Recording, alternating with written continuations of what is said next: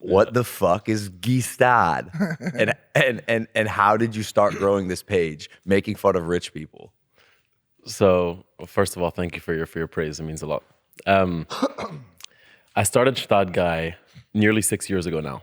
So 4 years after we met. And honestly, watching you grow and watching you be comfortable in front of the camera was a big part of my comfort with the camera eventually.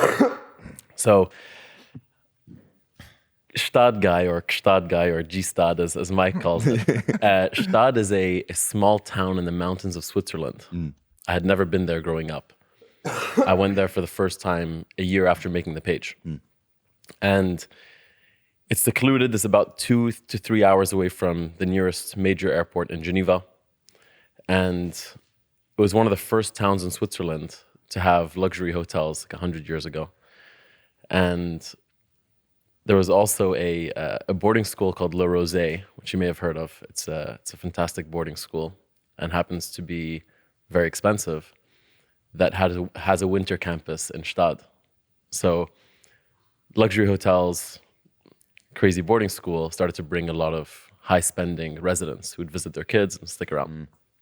But because it's this very old-school ski town, you also have a lot of building laws. So people couldn't build these crazy homes from the outside. They would start building homes for themselves that looked very modest on the outside, but had crazy, like, 5-level basements and these crazy homes. And it became sort of a hideaway for the world's elite and wealthy who wanted to be away from major cities, be away from other people, and just do their own thing, hidden away in the mountains of Switzerland. And it's pretty inconvenient to get to. So you don't get much foot traffic. People just mind their own business. It's extremely expensive. And it's really absurd more than anything. It's absurd. It's absurd. The We GDP went there of just Gstaad is like, well, what? Like a percentage of like the world's entire countries. Yeah. The amount of high net worth individuals there in that little ski town is insane. Yeah. It's probably the net the most worth. in the world, Yeah. for sure. We went there just to try it out for New Year's. Yeah. And we've by now have gotten the luxury and the opportunity, the blessing to go everywhere. And I want to talk about it later in the episode. Who has the flu? Is it me or you? Bro, Because that's the 15th going on? time. I was drinking last night with Evan. I was drinking last night with Evan. We were drinking whiskey, What's good, bro? smoking a little bit, You should put his mask on. just hanging out. That was the only time out of all of the times through Saudi, through all these different places, I've ever felt like I was actually with the Illuminati. Yeah. Like for real, Yeah. bro. When I was in the basement of whoever that Russian oligarch's house that paid Geta like $2 million to do a 30-minute set, and Madonna was there. Like, if there is a home for the Illuminati, it is in Gstaad. Yeah, I mean, trust me, I'm as shocked as you are, and hence this entire thing. Like, it's a really crazy place. It's absurd in every shape and form, and it's actually a contradiction in every shape and form. It's like Swiss farmland, nature, billionaire hideaway. Farmers wearing like traditional Swiss clothes, furs, and crazy outfits.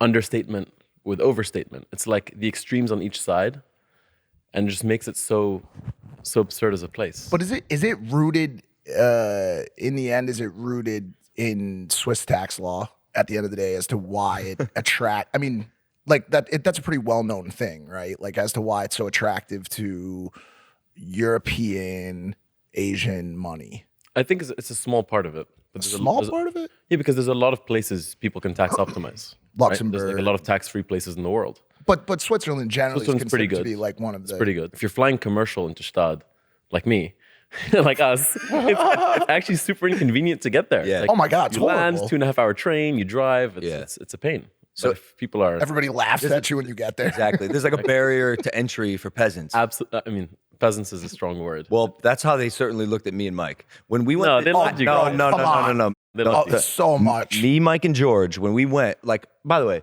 self-made, successful in America, like, I think we command a little bit of respect. I think that people showed you respect. No, they did. No, they did. No, they did. We were the jesters We were the at jesters. They best. found us funny. They There was this make a joke, Dan Funky influencers. dance. Yeah, for sure. Hey guys, if you like that clip, hit the subscribe button. And if you want to see more zany clips, click the video right here.